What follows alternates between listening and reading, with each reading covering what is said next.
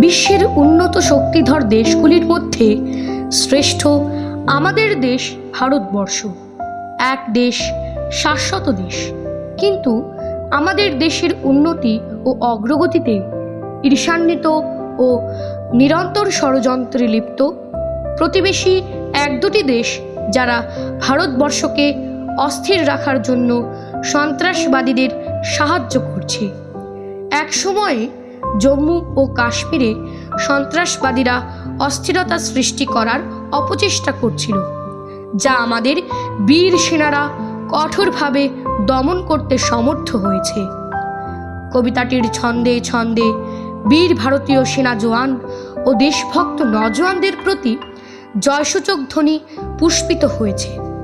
কবিতার ছন্দে বিনম্রভাবে স্মরণাঞ্জলি পুষ্পিত হয়েছে বীর ভারতীয় সেনা শহীদের উদ্দেশ্যে। এটাই এই এনকাউন্টার কবিতার মর্মার্থ, যাতে দেশপ্রাণ অগণিত দেশবাসীর হৃদয় উচ্ছ্বলিত হয়। অনুগ্রহ করে সকলে আবৃত্তিটি শুনবেন, এটাই আমাদের প্রত্যাশা। দেশাত্মবোধক কবিতাটি রচনা করেছেন শ্রদ্ধেয় পরাগবরণ রায়, যিনি ত্রিপুরা পুলিশের একজন প্রাক্তন আধিকারিক। এবং কবিতাটি আবৃত্তি করছি আমি ধর্মনগরের প্রখ্যাত আবৃত্তি শিক্ষা নিকেতন শ্রুতিপুরমের ছাত্র শ্রী সৌরভ দেবনাথ। সকলকে শ্রদ্ধা ও শুভেচ্ছা জানিয়ে আবৃত্তি শুরু করছি এনকাউন্টার। ভোর 4টে, চারদিকে প্রবল তুষারপাত। অতি সতর্ক উপত্যকার প্রতিটি সেনা ছাউনি যে কোনো সময় ঘটাতে পারে আত্মঘাতী আঘাত। হঠাৎ একটি সেনা ছাউনিতে গ্রেনেড, ইনসাস, AK-47 রাইফেল নিয়ে আত্মঘাতী হামলা। মুহুর্মুহু শব্দ আর বুলেট বৃষ্টি। বিদ্যুৎ বেগে জঙ্গিরা এগোচ্ছে ছাউনির দিকে। চোখে খুনির দৃষ্টি। পাল্টা ফায়ার। তৎক্ষণাৎ শুরু হলো এনকাউন্টার। উত্তেজনায় মারমুখী ভারতীয় সেনা। গর্জে উঠল গ্রেনেড, ইনসাস আর রকেট লঞ্চার।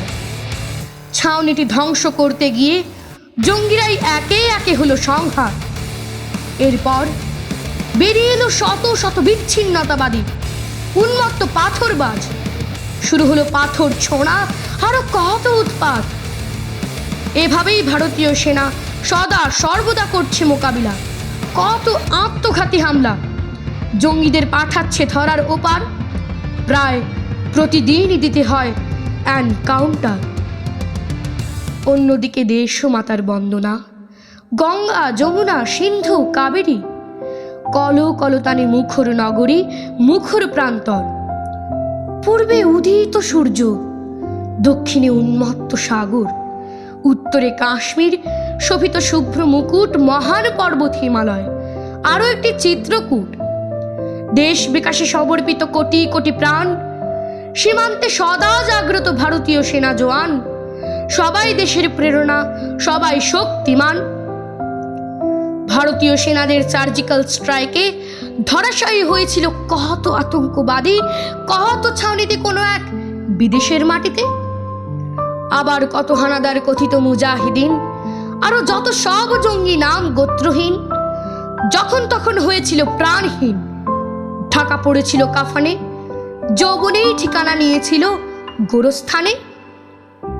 কোন দেশের মানবতা বিরোধী ওই ঘাতকরা? ঝিলম নদীর ওই পাড়ে একটি ছোট্ট দেশে আস্তানা। ওই দেশটিরই বন্ধু ওরা, বিশ্ববাসীর যন্ত্রণা। আগ্রাসীদের যোগ্য জবাব, সেনাদের বিধান।